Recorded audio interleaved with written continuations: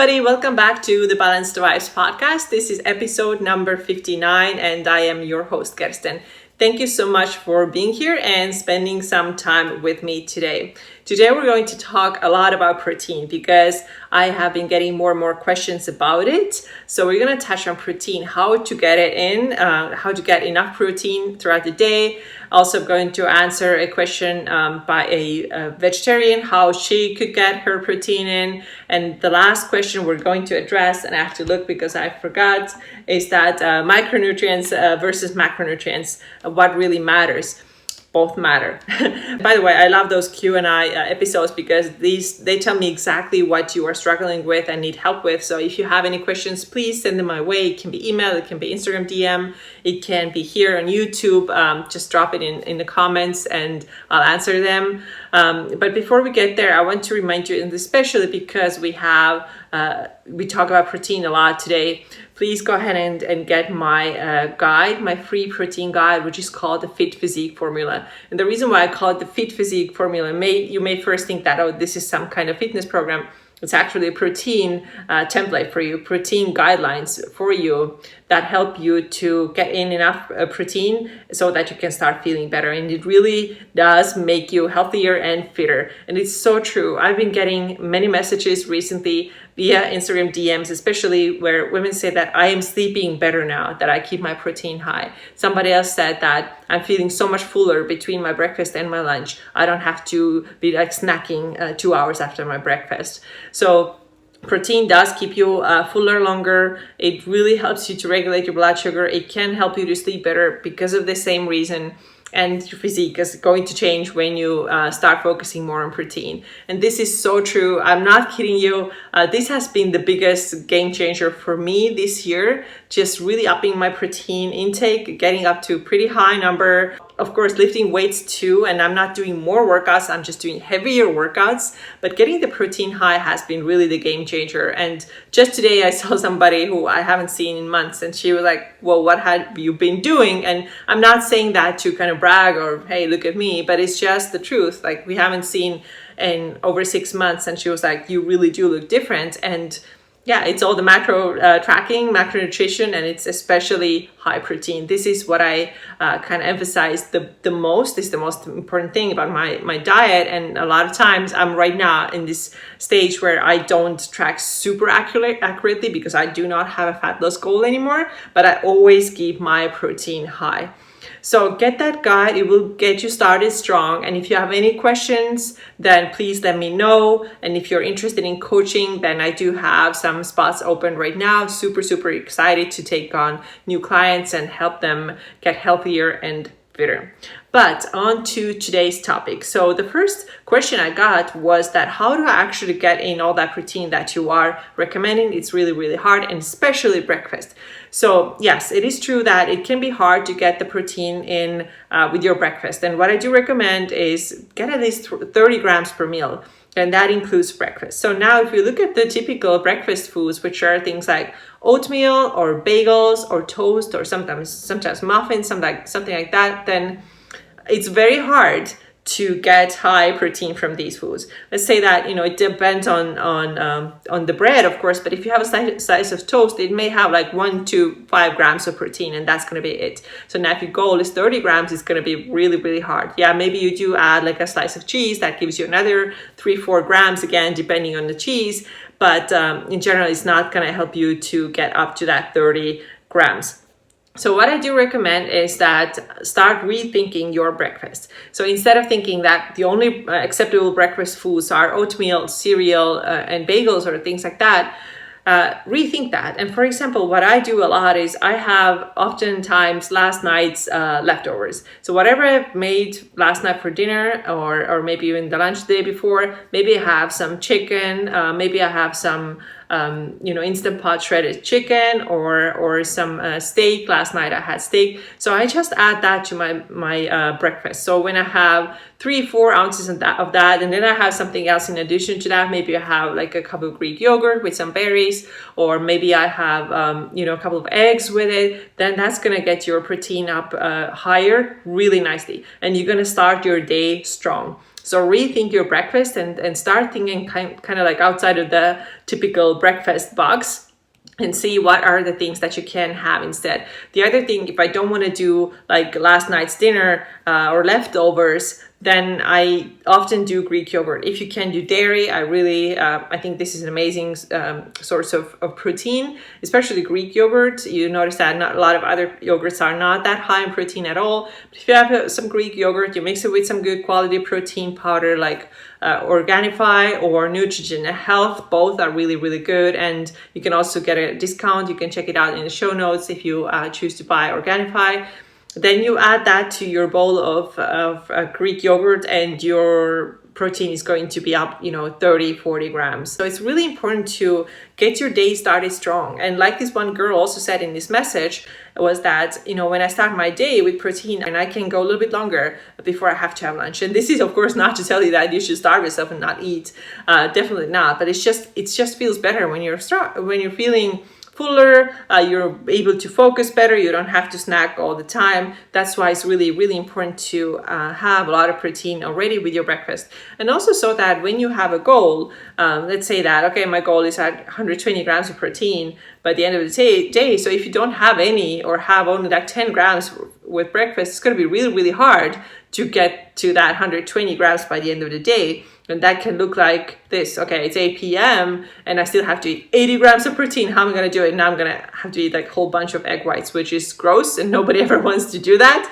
And you should not eat that way. You should eat in a way that's enjoyable. So start thinking a little bit differently about breakfast. You can still, of course, have that toast if you want to, or whatever the more typical foods are, but find ways to incorporate last day's protein into your breakfast as well, and your day is going to be off to a great start. One more thing I want to add, because I mentioned steak and chicken and all that, I really do recommend buying organic whenever possible, or grass-fed whenever possible. Same thing with eggs, pasture-raised, the best thing that you can. Also vegetables as local as possible. Especially recently, it has become really, really important for me too.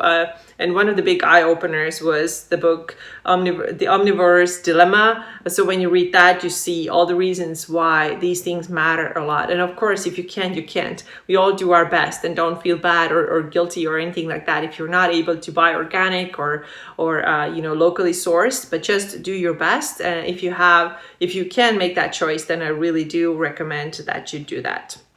Okay, so the second question was about protein for vegetarians. What can I do when I don't eat meat? And first of all, it is harder to eat enough protein if you are a vegetarian. So if you eat eggs, then that's great, because you can have eggs and you can have egg whites. If you eat dairy, that's super helpful too, and that's already going to make things much, much easier.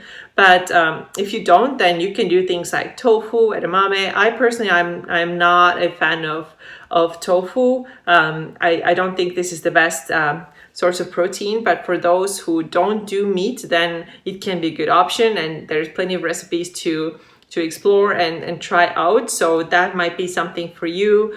But when we talk about protein sources such as peas and beans and lentils, there's one thing that we have to keep in mind, and that is that these foods, yes, they do have protein, but at the same time, they also are really high in carbohydrates. So again, not to say that carbohydrates are bad or wrong, you should be eating them. You definitely should. Everybody should be eating carbohydrates, I think, unless there's a health condition that requires you to not eat carbohydrates or keep them really, really low. But you just have to know that if your goal is to bump up your protein, and then you're relying on beans and peas and foods like that, then your carbohydrates will go up as well at the same time.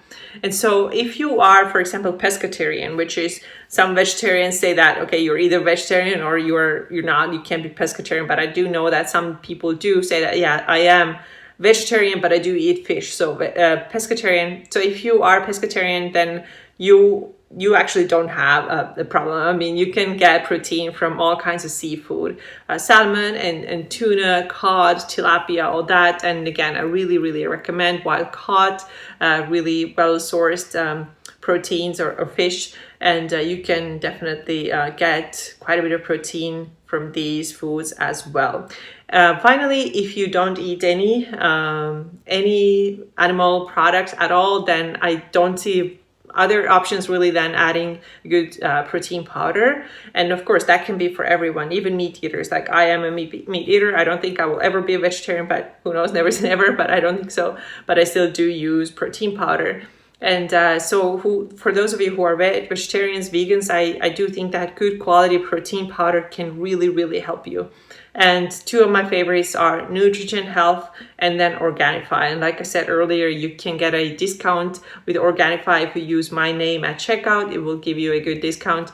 But both of these protein powders are really clean. They are vegan and they taste good. They don't have that this gross kind of chalky taste and nasty aftertaste. So great creamy consistency, really mixes really nice with anything. So I do love putting them into my smoothies. So that's again something that you can try out. So that was about vegetarians and then protein and how they can get their protein in. And the last thing I wanted to address today is macros versus micros. This is an interesting topic. So somebody asked, how important are micronutrients when you do macro tracking?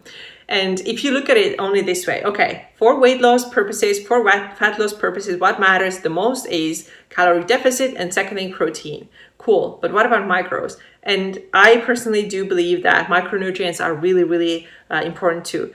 Can you lose weight without focusing micronutrients? Yes, you can. And you have probably heard about this if it fits your macros approach, where the idea is that you can eat whatever macronutrients as you want, as long as they fit into your daily numbers or whatever. Some people call it budget, but I don't like calling it budget because that feels so restrictive.